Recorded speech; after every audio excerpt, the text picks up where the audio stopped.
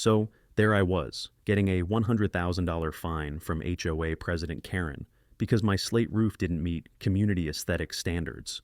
What she didn't know is that I literally wrote the building codes she was misquoting, and I'm the retired city planning director who designed every regulation in this county for the past 30 years. And wait until you hear how spectacularly this backfired on her. If you're ready for some serious HOA justice, hit that subscribe button because this story will blow your mind. Picture this. It's Tuesday morning, I'm sipping my coffee on the porch of my 1920s Craftsman home when Karen Williams comes marching up my driveway. She's got that clipboard, that power suit, and that smug expression that screams, "I'm about to ruin your day." Behind her are two HOA lackeys with measuring tapes and cameras, looking like they're about to conduct some kind of military operation. "Mr. Johnson," she announces, "after extensive review by our architectural committee, your roof has been determined to be in severe violation of community standards and municipal building codes. You have 30 days to replace it entirely or face a $100,000 fine and potential foreclosure proceedings." I nearly choked on my coffee. My roof? The one I'd personally designed using advanced engineering principles when I renovated this house 5 years ago? The one that exceeded every single safety standard by 200%? The roof that had been featured in Architectural Digest as an example of sustainable residential design? "Which specific codes are we talking about, Karen?" I asked, genuinely curious to hear this explanation. She flipped through her papers dramatically, like she was about to present the Pentagon Papers. Section 15.4 requires all roofing materials to maintain uniform appearance throughout the neighborhood. Section 22.7 mandates that slope angles cannot exceed municipal safety parameters. And Section 31.2 states that non-standard materials require pre-approval from city planning departments. I had to bite my tongue to keep from laughing. Not a single one of those sections existed in any building code I'd ever written. And trust me, I'd written them all. But here's where the story really begins. You see, Karen Williams had been terrorizing Maplewood Heights for 3 solid years. This wasn't just about my roof. This was about a systematic reign of terror that had driven out 6 families and generated over $400,000 in what I later discovered were completely fraudulent fines. Let me paint you the full picture of this neighborhood nightmare. Maplewood Heights was built in the 1920s as a planned community for middle-class professionals. Tree-lined streets, craftsman bungalows, that old American dream aesthetic that makes your heart warm just looking at it. When my wife Margaret and I bought our house in 2019, it felt like we'd found paradise. We were both ready to retire. Me, after 35 years in city planning, Margaret after 30 years teaching high school chemistry. Our house was a 1924 Craftsman that had been lovingly maintained but needed modernization. The roof was original cedar shake, beautiful but reaching the end of its lifespan. When we renovated, I designed a custom slate roof system that would last 150 years while maintaining the home's historic character. The engineering was so advanced that I incorporated solar heating elements invisible from street level and a rainwater collection system that fed into our garden irrigation. The project took 8 months and cost $85,000, but the result was spectacular. Traditional slate appearance with cutting-edge sustainability features. The city building department used it as a case study for historic preservation meets modern efficiency. 3 architecture firms sent students to photograph the installation techniques. Everything was perfect until Karen Williams got elected HOA President in early 2022. Karen moved to our neighborhood in 2020, buying the largest house on the block with money from her divorce settlement. She's 52 years old, works in pharmaceutical sales, and has that particular brand of suburban entitlement that comes from having just enough money to think you're important. Within 6 months, she'd installed herself on the HOA board. Within a year, she was president. Her first act was to triple the budget for community standards enforcement. Her second was to hire a property management company run by her brother-in-law. Her third was to begin what I can only describe as a systematic harassment campaign against anyone who didn't immediately bow to her authority. The Hendersons got fined $5,000 for planting native wildflowers instead of grass. Old Mr. Peterson received a $3,000 citation for his non-conforming 1960s mailbox that had been there longer than Karen had been alive. The young family faced $8,000 in penalties for installing a playground set that was supposedly too colorful for community standards. But Karen's masterpiece was the Martinez family. They'd lived in the neighborhood for 15 years, raising 3 kids in a modest ranch house. When their youngest son developed mobility issues and they installed a wheelchair ramp, Karen hit them with a $15,000 fine for unauthorized structural modifications that created visual pollution. That's when I started paying attention. You don't spend 35 years in municipal planning without developing a nose for corruption. And Karen's operation smelled like a landfill in August. "Karen, can I see the actual municipal code you're referencing?" I asked that morning on my porch.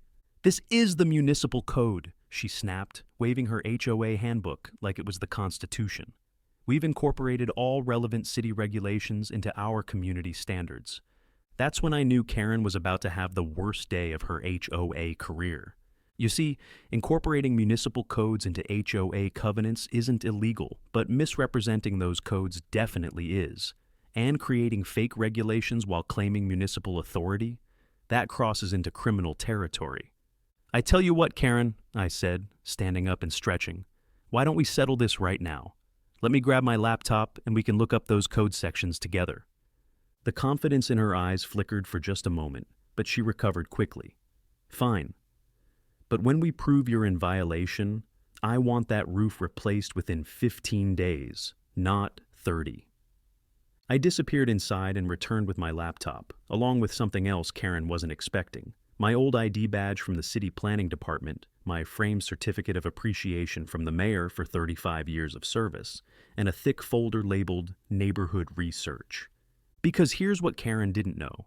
For the past 6 months, ever since the Martinez family had come to me in tears about their wheelchair ramp fine, I'd been conducting my own investigation into HOA operations. Old habits die hard, and something about Karen's enforcement patterns screamed systematic fraud. I set everything on the porch table and opened up the municipal database. "Okay, let's start with section 15.4, I said, typing into the search function. That's strange. The only section 15.4 in our building codes deals with commercial elevator maintenance. Nothing about roofing materials." Karen's face started turning red, but she doubled down. "You're looking in the wrong database." "Really? This is the official county building code database. I should know. I designed the indexing system." I turned my laptop screen toward her. "See this access level? This says Administrator, Historical Archives. Want to know why I have that clearance?" I flipped my old badge around so she could see it clearly. "Robert Johnson, Director of City Planning, 1987 to 2018, 31 years of writing, revising, and implementing every single building regulation in this county." The color drained from Karen's face like someone had pulled a plug, but her 2 lackeys were still there with their cameras, so she had to maintain the performance. "Let's try section 22.7 now," I continued, enjoying every second of this. "Oh wait, that section covers municipal waste disposal protocols. Specifically, it's about garbage truck turning radius requirements for dead-end streets. And section 31.2, that's about park bench installation requirements in municipal green spaces." Her lackeys had started backing away slowly, apparently realizing they'd just witnessed their boss commit career suicide on camera. But I wasn't done. I opened my research folder and spread the contents across the table. Property records, violation notices, payment receipts, correspondence, 6 months of meticulous documentation. "But Karen," I said, my voice getting colder, "let's talk about what's actually illegal here. Do you know what we call it when someone impersonates a government official by claiming to enforce municipal codes they have no authority over?" She was speechless, but I could see the wheels turning as she tried to figure out how much trouble she was in. "It's called criminal impersonation of a public servant. Class 4 felony, up to 6 years in prison." I pulled up another screen. "And when you collect money based on fake legal violations, that's fraud, another felony." But wait, because it gets better. I'd also discovered that Karen's property management company, the one run by her brother-in-law, had been systematically overcharging for services while providing substandard work. The books showed $200,000 in landscaping costs over 2 years for a neighborhood that still had brown spots in the common areas. The HOA, has authority to... The HOA has authority to enforce community standards within the bounds of your legally filed covenants, I interrupted. But the moment you start inventing fake municipal codes, claiming government authority you don't possess, and threatening foreclosure based on those lies, you've committed multiple crimes. I stood up and walked to my front door. Here's what's going to happen, Karen. You're going to go back to your little HOA office and draft letters of apology to every single homeowner you've illegally fined using fake building codes. You're going to refund every penny of those fraudulent fines, and you're going to resign from the HOA board immediately. You can't make me do any of that. I smiled and pulled out my phone. Actually, I can, because I'm not just the former city planning director. I'm also a licensed attorney specializing in municipal law, and I've been documenting every illegal action this HOA has taken for the past 6 months. The phone was already dialing as I spoke. Hi, Janet. This is Bob Johnson. I need to report a case of criminal impersonation and fraud involving HOA violations. Yes, I have documentation. Karen Williams is the primary suspect. Karen's eyes went wide as she realized what was happening. She started backing away, but I wasn't done yet. Oh, and Karen? About my roof that you think violates building codes? It was featured in Professional Builder magazine as an example of advanced residential engineering. The slate was imported from Vermont and installed using techniques I developed during my graduate studies at MIT. It exceeds every single safety standard by margins so wide you'd need binoculars to see the minimum requirements from here. But here's where things got really interesting. 2 days later, I received a call from Detective Maria Santos with the County Sheriff's Financial Crimes Unit. Apparently, my complaint had triggered a much larger investigation. Mr. Johnson, we've been watching this HOA for several months based on other complaints. Your documentation is exactly what we needed to move forward with charges. It turned out that Karen's fraud went far beyond fake building codes.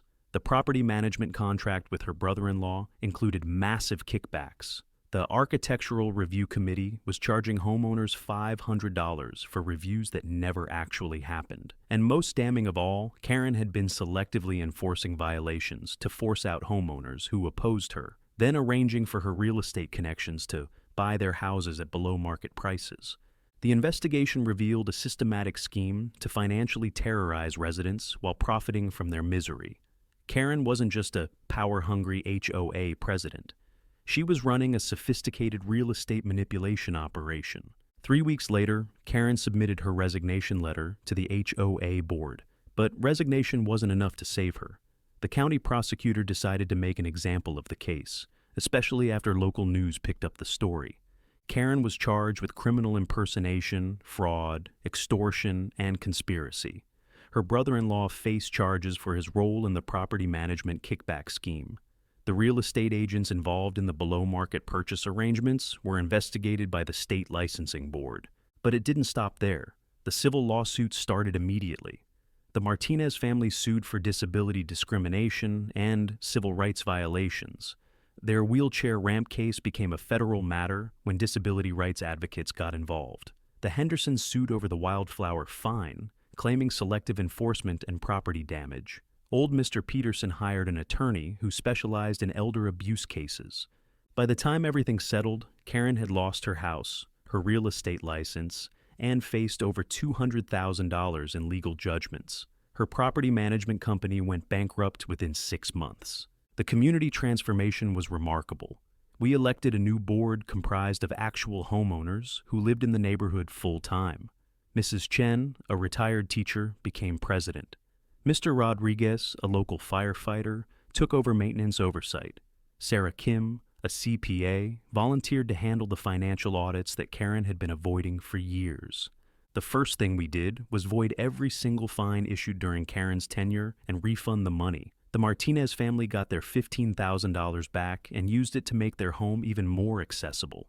The Hendersons expanded their wildflower garden and now host an annual neighborhood pollinator festival. Old Mr. Peterson kept his vintage mailbox and added a historical marker explaining its significance to the neighborhood's development. Property values increased 12% in the first year after Karen's removal, mostly because people weren't afraid to improve their homes anymore. The common areas actually got maintained properly, and we implemented transparency measures that would prevent future corruption. All meetings recorded, all financial records publicly available, all decisions subject to homeowner review. My roof, still perfect, still legal, still featured in architecture magazines, as an example of how historic preservation and modern technology can work together. I've had 3 other homeowners ask me to help design similar projects for their houses. The criminal cases took longer to resolve. Karen eventually pled guilty to reduced charges and received 2 years of probation, 400 hours of community service, and a permanent ban from serving on any HOA board in the county. The community service requirement was particularly fitting. She had to help elderly homeowners with basic home maintenance and repairs, supervised by social workers who ensured she actually did the work properly. Her brother-in-law lost his property management license and paid $50,000 in restitution. The real estate agents involved faced professional sanctions and lost several major listing contracts when their involvement became public. But here's the part of the story that really matters. 6 months after Karen's removal, I got a call from Detective Santos again. "Mr. Johnson, we're seeing similar patterns in HOAs across the county.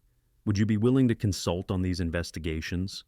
That's how I accidentally started a second career as an HOA fraud investigator. Turns out, Karen's scheme wasn't unique. Power-hungry board members across the region were using similar tactics to financially terrorize homeowners while enriching themselves and their connections. Over the next year, I helped investigate 7 other corrupt HOAs. The patterns were remarkably consistent.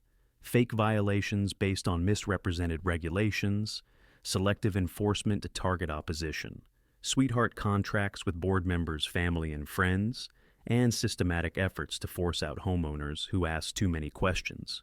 The Willowbrook Estates case became a template for prosecutors statewide. The documentation methods I'd developed became part of a training program for law enforcement. The civil rights violations identified in the Martinez case led to federal guidelines about HOA enforcement and disability accommodation. My consulting work revealed the scope of the problem. Thousands of homeowners across the state were being systematically defrauded by corrupt HOA boards. The schemes generated millions in illegal fees while destroying communities and driving families into financial ruin. But we also developed solutions: transparency requirements, mandatory training for board members, independent oversight of property management contracts, and clear procedures for homeowners to challenge violations became standard recommendations for communities dealing with corruption. The personal satisfaction was incredible, but the real reward was watching communities heal. The fear that had gripped so many neighborhoods, the terror of coming home to find a violation notice taped to your door, gradually disappeared as corrupt boards were removed and replaced with honest leadership. My engineering background proved invaluable for the technical aspects of these cases. Understanding building codes, architectural standards, and municipal regulations helped identify when boards were overstepping their authority or simply making things up to justify their fees. The legal knowledge I'd accumulated during my planning career helped homeowners understand their rights and options. Most people had no idea that HOA boards have limited authority and can't simply invent regulations or claim government powers they don't possess. But the most important skill was documentation. Teaching homeowners to methodically record violations, photograph everything, maintain correspondence files, and build systematic evidence helped level the playing field against corrupt boards with professional property management support. The Martinez family became particularly active in HOA reform advocacy. Their wheelchair ramp case had generated federal attention to disability discrimination in community associations, leading to new enforcement guidelines and stronger protections for disabled homeowners facing HOA harassment. Mrs. Martinez started a support group for families dealing with HOA violations. Mr. Martinez used his background in software development to create a database where homeowners could share information about problematic property management companies and corrupt board members. Their work helped connect isolated homeowners who thought they were alone in their struggles with neighbors facing similar harassment. The support network that developed became a powerful force for community reform and mutual protection. The ripple effects extended beyond individual neighborhoods. state legislators began receiving constituent complaints about HOA abuse, leading to hearings on community association governance reform. Real estate professionals started warning buyers about neighborhoods with histories of corrupt leadership. Property management companies began distancing themselves from the kickback schemes that had become commonplace. The threat of criminal prosecution and professional license revocation created powerful incentives for legitimate business practices. Insurance companies started declining coverage for HOAs with histories of civil rights violations or financial irregularities. Banks became more cautious about lending in communities with ongoing governance disputes. The market forces that had previously protected corrupt board members began working against them instead. Homeowners gained leverage they'd never had before, while corrupt leaders faced real consequences for their actions. 3 years later, Maplewood Heights has become a model community. Property values continue rising, not because of aggressive enforcement of arbitrary rules, but because people feel safe investing in improvements and building the lives they want. The annual neighborhood barbecue draws 90% participation, compared to maybe 20% during Karen's reign of terror. Kids play in yards without parents worrying about violation notices for toys left outside. Gardens bloom with wildflowers and vegetables instead of the monotonous grass that Karen had demanded. The Martinez family's home now features a beautiful, accessible garden that has become a gathering place for neighbors. The wheelchair ramp that started Karen's harassment campaign is surrounded by raised beds filled with herbs and flowers that the kids help tend.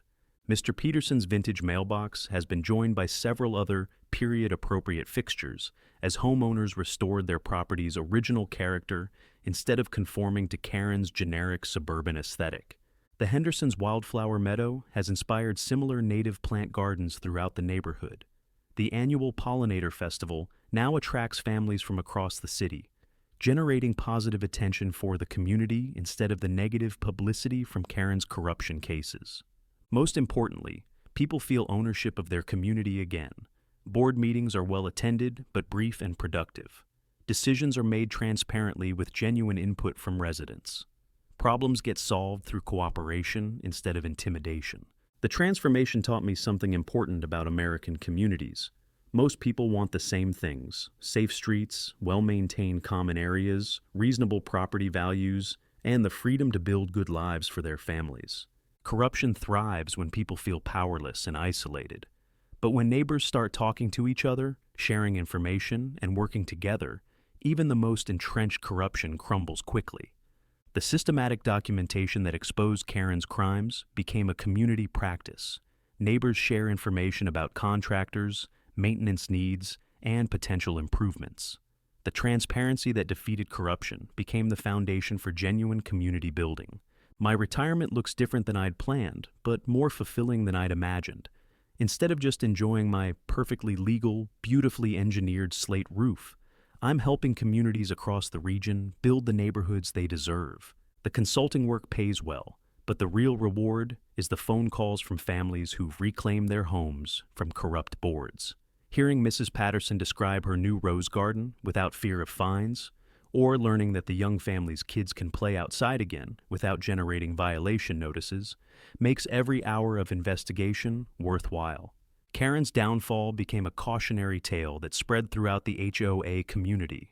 Board members across the region suddenly became much more careful about their enforcement practices and much more transparent about their decision-making processes. The fear factor that had protected corrupt leaders, the assumption that homeowners were powerless against organized harassment, evaporated as success stories spread and legal precedents accumulated.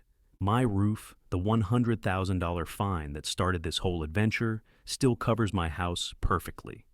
The Vermont slate has weathered 3 years of severe storms without a single problem. The invisible solar heating elements have reduced our utility costs by 40%. The rainwater collection system keeps our garden green during drought conditions. But more than that, it represents the principle that started this fight. Good engineering follows established standards and proven principles. Corruption relies on confusion, intimidation, and the hope that nobody will check the facts. When people understand their rights, document systematic problems, and work together for accountability, corrupt systems collapse under their own contradictions. Truth has a power that no amount of intimidation can overcome. The $100,000 fine that Karen tried to impose became the evidence that brought down her entire operation. Her attempt to terrorize me into submission became the documentation that sent her to criminal court and civil judgment. That's the real lesson of this story. Bullies with clipboards only win when good people stay silent and isolated. But when you know your rights, document everything, and build community connections, even the most systematic corruption becomes vulnerable to simple truth-telling. My consulting work expanded beyond individual corruption cases to address systemic problems in community association governance. Working with state legislators, consumer advocates, and legal professionals, we developed comprehensive reform proposals that strengthened homeowner protections while maintaining legitimate HOA authority. The legislation that emerged from these efforts required mandatory transparency in HOA financial reporting, established clear procedures for challenging violations, and created criminal penalties for board members who exceeded their legal authority. Most significantly, it required all HOA board members to complete annual training on their legal responsibilities and limitations. The training curriculum I helped develop became a model for other states dealing with similar problems. The program covered legal boundaries of HOA authority, proper procedures for covenant enforcement, financial management responsibilities, and conflict resolution techniques that prioritize community building over punitive measures. Delivering these training sessions provided fascinating insights into HOA leadership dynamics. Most board members were genuine volunteers trying to maintain their communities responsibly, but a consistent minority approached the role as an opportunity for personal power and financial benefit, often using tactics identical to those employed by Karen and her counterparts. The training helped honest board members recognize and prevent corruption within their own organizations. Participants learned to identify red flags like selective enforcement, undocumented fee increases, conflicts of interest in service contracts, and violation patterns that targeted vulnerable residents. More importantly, the training emphasized positive leadership approaches that built community consensus rather than imposed arbitrary authority. Successful HOA governance required collaboration, transparency, and respect for residents' rights rather than the adversarial approach that characterized corrupt operations. The educational impact extended beyond formal training programs. Media coverage of successful prosecutions created widespread awareness of HOA fraud tactics and legal remedies available to victims. Homeowners across the region gained confidence to challenge questionable enforcement and demand accountability from their boards. Legal aid organizations began offering specialized clinics for HOA dispute resolution, providing free consultation services for families facing harassment or questionable fines. The documentation techniques developed through my cases became standard resources for homeowners building evidence to challenge corrupt enforcement. Consumer advocacy groups created online databases where residents could share information about problematic property management companies, compare enforcement patterns across communities, and connect with others facing similar challenges. The isolation that had protected corrupt board members dissolved as victims found systematic support. Real estate professionals adapted their practices to address HOA governance quality as a significant factor in property values and buyer decisions. Home inspections began, including reviews of HOA financial records, board meeting minutes, and violation patterns to identify communities with governance problems. The market forces that had previously enabled corruption began working against it. Properties in communities with histories of abusive governance became harder to sell, while neighborhoods with transparent, collaborative leadership saw increased demand and higher values. Insurance companies developed risk assessment protocols that considered HOA governance quality when determining coverage terms and premiums. Communities with frequent civil rights violations, financial irregularities, or criminal prosecution. Histories faced higher costs or coverage denial. Professional property management companies began distancing themselves from the kickback schemes and selective enforcement practices that had generated short-term profits but created long-term liability. Legitimate firms promoted compliance programs and ethical business practices as competitive advantages. The systemic changes created sustainable protection for homeowners that extended far beyond individual prosecution victories. Corrupt board members faced real consequences for abuse, while honest leaders received support and recognition for building strong communities. 5 years after Karen's prosecution, I regularly receive updates from families whose lives were transformed by these reforms. Children who had been afraid to play outside now organize neighborhood games that bring families together. Elderly residents who had lived in fear of arbitrary fines now serve as community historians and cultural ambassadors. Gardens throughout the region bloom with diverse plantings that reflect residents' cultural heritage and personal preferences, instead of conforming to arbitrary aesthetic standards imposed by power-hungry board members. Accessibility modifications are celebrated as community improvements rather than stigmatized as violations. The economic benefits of effective HOA reform extend throughout entire metropolitan areas. Stable, well-governed neighborhoods attract young families, support local businesses, and generate tax revenue that benefits broader communities. The fear-based governance that had characterized corrupt operations gave way to collaboration that enhanced quality of life for everyone. My unexpected second career as an HOA fraud investigator evolved into broader community development consulting. The skills needed to expose and eliminate corruption, systematic documentation, financial analysis, community organizing, and legal advocacy proved valuable for addressing various challenges facing residential communities. The personal transformation was equally significant. What began as defending my own roof from fraudulent fines became a mission to protect vulnerable families from systematic exploitation. The retirement I had planned around personal hobbies and quiet pursuits became active engagement in community building and social justice advocacy. The relationships forged through these battles created lasting friendships based on shared values and mutual support. Former victims of HOA harassment became advocates for other families facing similar challenges. The community organizing skills developed through necessity became tools for positive civic engagement.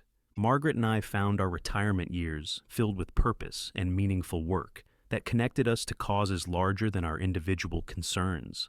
The engineering and legal expertise I had accumulated through decades of professional practice found new applications in protecting homeowners' rights and building stronger communities. The documentation habits that had exposed Karen's criminal enterprise became standard practice for our community organizing efforts. Every meeting was recorded, every decision was documented, and every financial transaction was transparent and accountable to the residents who funded our HOA operations. Our neighborhood's transformation from fear-based governance to collaborative leadership became a model that other communities throughout the region studied and adapted to their own circumstances. The principles were universal, even though specific applications varied based on local conditions and challenges. Transparency prevented corruption by ensuring that all residents had access to information about board decisions, financial management, and enforcement patterns.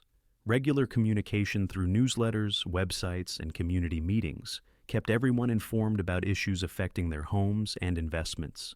Accountability mechanisms ensured that board members remained responsive to residents' needs and concerns, rather than pursuing personal agendas or financial benefits. Annual elections, financial audits, and open meeting requirements created checks and balances that prevented abuse of authority. Community engagement encouraged broad participation in governance decisions, rather than concentrating power in the hands of a few individuals. Committees focused on specific issues: landscaping, maintenance, social activities, dispute resolution, gave residents meaningful opportunities to contribute their skills and perspectives. Respect for individual rights balanced community standards with personal freedom, ensuring that enforcement served legitimate purposes rather than arbitrary control. Violation procedures included due process protections, appeal mechanisms, and proportionate penalties that addressed genuine problems without creating financial hardship.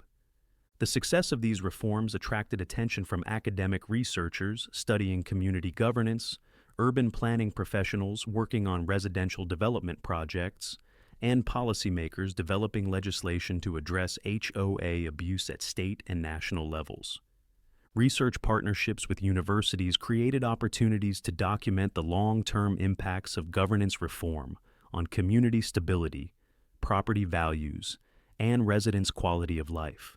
The data generated through these studies provided evidence for policy recommendations and best practices guides.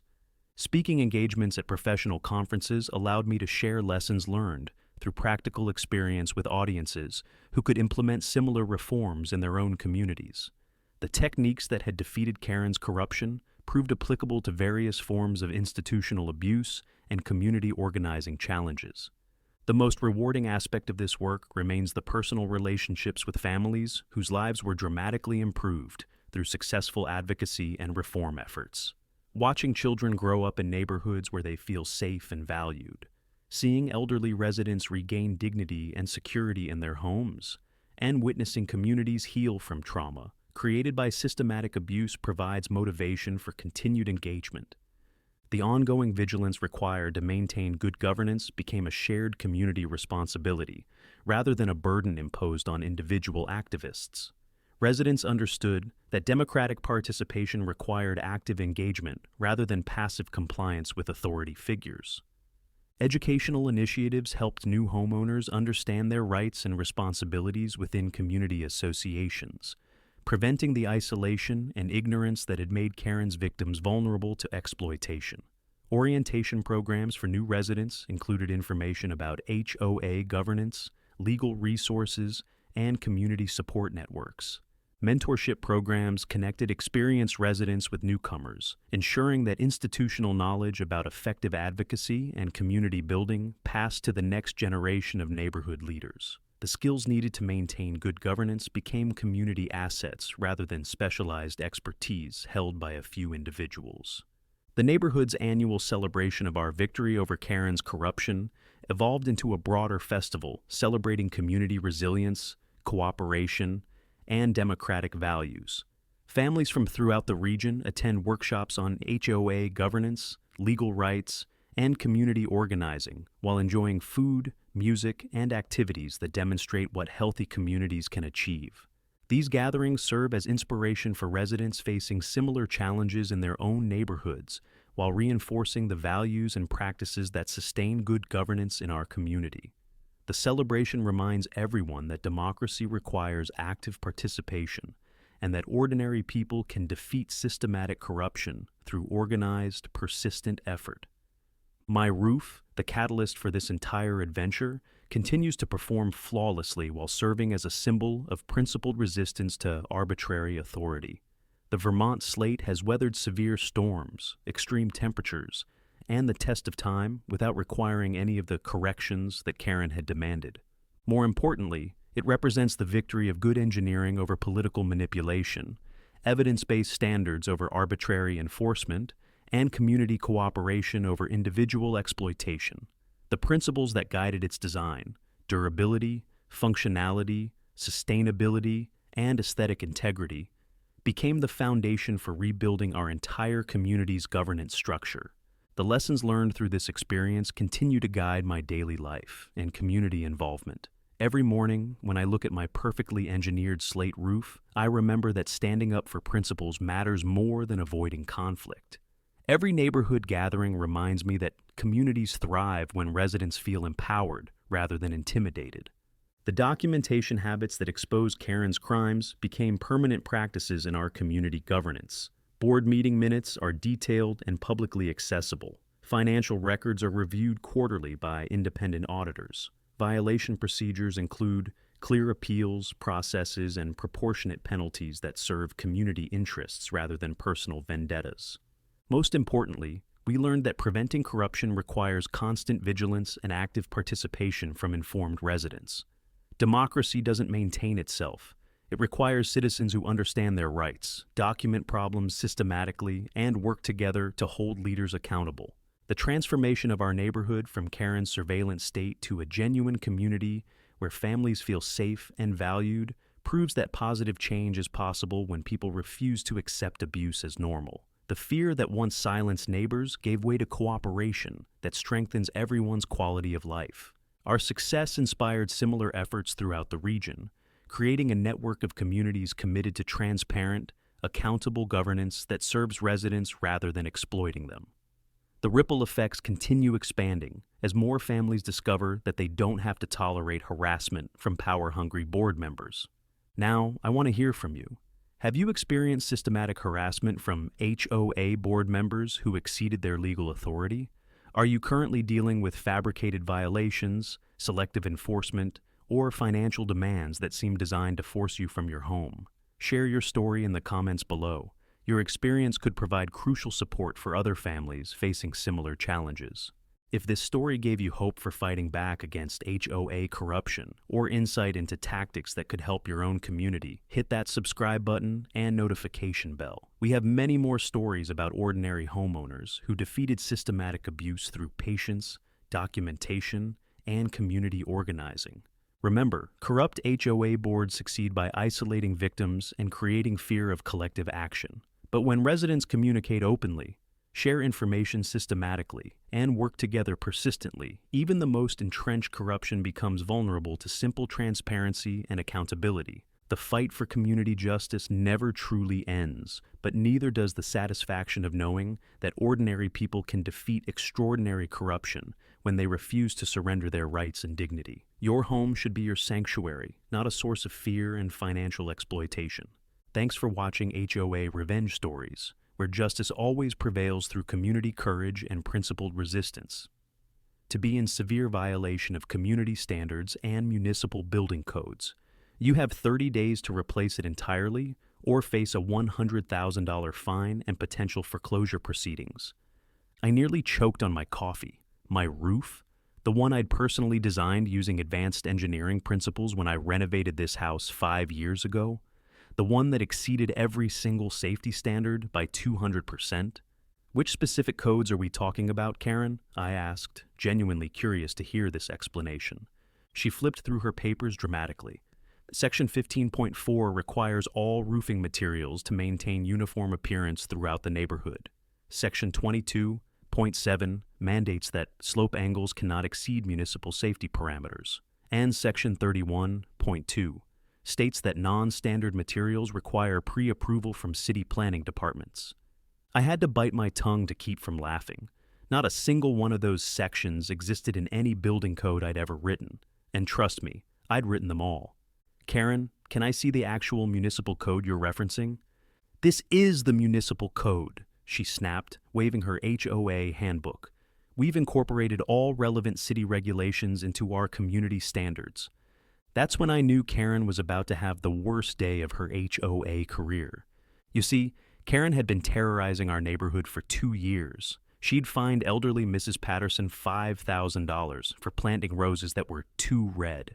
She'd threatened the Hendersons with foreclosure because their mailbox was 3 inches too tall. She'd even tried to force the Martinez family to remove their son's wheelchair ramp because it created visual clutter. But Karen had one fatal flaw. She never bothered to research who she was dealing with before she started throwing around legal threats. I tell you what, Karen, I said, standing up and stretching. Why don't we settle this right now? Let me grab my laptop and we can look up those code sections together. The confidence in her eyes flickered for just a moment, but she recovered quickly. Fine. But when we prove you're in violation, I want that roof replaced within 15 days, not 30. I disappeared inside and returned with my laptop, along with something else Karen wasn't expecting, my old ID badge from the city planning department. I set both on the porch table and opened up the municipal database. Okay, let's start with section 15.4, I said, typing into the search function. That's strange. The only section 15.4 in our building codes deals with commercial elevator maintenance. Nothing about roofing materials. Karen's face started turning red. You're looking in the wrong database. Really? This is the official county building code database. I should know. I designed the indexing system. I turned my laptop screen toward her. See this access level? This says Administrator, Historical Archives. Want to know why I have that clearance? I flipped my old badge around so she could see it clearly. Robert Johnson, Director of City Planning, 1987 to 2018. 31 years of writing, revising, and implementing every single building regulation in this county. The color drained from Karen's face like someone had pulled a plug. Let's try section 22.7 now, I continued, enjoying every second of this. Oh wait, that section covers municipal waste disposal protocols. And section 31.2, that's about park bench installation requirements. Her two lackeys had started backing away slowly, apparently realizing they'd just witnessed their boss commit career suicide. But Karen, I said, my voice getting colder, let's talk about what's actually illegal here. Do you know what we call it when someone impersonates a government official by claiming to enforce municipal codes they have no authority over? She was speechless. It's called criminal impersonation of a public servant. Class 4 felony, up to 6 years in prison. I pulled up another screen. And when you collect money based on fake legal violations, that's fraud, another felony. The HOA has authority to enforce community standards within the bounds of your legally filed covenants, I interrupted. But the moment you start inventing fake municipal codes and threatening foreclosure based on those lies, you've committed multiple crimes. I stood up and walked to my front door. Here's what's going to happen, Karen. You're going to go back to your little HOA office and draft letters of apology to every single homeowner you've illegally fined using fake building codes. You're going to refund every penny of those fraudulent fines. And you're going to resign from the HOA board immediately. You can't make me do any of that. I smiled and pulled out my phone. Actually, I can. Because I'm not just the former city planning director, I'm also a licensed attorney specializing in municipal law, and I've been documenting every illegal action this HOA has taken for the past 6 months. The phone was already dialing as I spoke. Hi, Janet. This is Bob Johnson. I need to report a case of criminal impersonation and fraud involving HOA violations. Yes, I have documentation. Karen Williams is the primary suspect. Karen's eyes went wide as she realized what was happening. She started backing away, but I wasn't done yet. Oh, and Karen, about my roof that you think violates building codes, it was featured in Professional Builder magazine as an example of advanced residential engineering. The slate was imported from Vermont and installed using techniques I developed during my graduate studies at MIT. It exceeds every single safety standard by margins so wide you'd need binoculars to see the minimum requirements from here. 2 days later, Karen submitted her resignation letter to the HOA board. The letter included a full confession about fabricating building code violations and a promise to refund over $47,000 in illegal fines she'd collected from various neighbors. But it didn't stop there. The county prosecutor decided to make an example of the case. Karen was charged with criminal impersonation, fraud, and extortion. She pled guilty to reduced charges and received 2 years of probation, 200 hours of community service, and a permanent ban from serving on any HOA board in the county. The real kicker? The community service had to be completed by helping elderly homeowners with basic home maintenance and repairs. The same elderly homeowners she'd been terrorizing with fake violations. Mrs. Patterson got her $5,000 back and used it to plant the most spectacular rose garden you've ever seen. The Hendersons lowered their mailbox by exactly 3 inches, then raised it back up the next day just because they could. And the Martinez family received a formal apology letter that they framed and hung in their living room. As for my roof, it's still there, still perfect, and still completely legal under every building code in existence. Because when you write the laws, you tend to follow them pretty carefully. The new HOA president is a retired school teacher named Dorothy, who actually reads the real community covenants before enforcing anything. Property values have gone up 15% since Karen left, mostly because people aren't afraid to improve their homes anymore. And me, I started offering free legal consultations to homeowners dealing with HOA abuse. Turns out, there are a lot of Karens out there making up fake laws and intimidating people who don't know their rights. But here's the best part of the whole story. 6 months after Karen's resignation, I got a call from the county planning department. They wanted to hire me as a part-time consultant to help train HOA board members on actual building codes versus their own community standards. Guess who was required to attend the first training session as part of her community service? That's right, Karen Williams, taking notes while the man she'd tried to illegally fine taught her what building codes actually say. The look on her face when she walked into that classroom and saw me at the podium, absolutely priceless. Now, I want to hear from you. Have you ever dealt with an HOA Karen who thought she knew the law better than actual lawyers?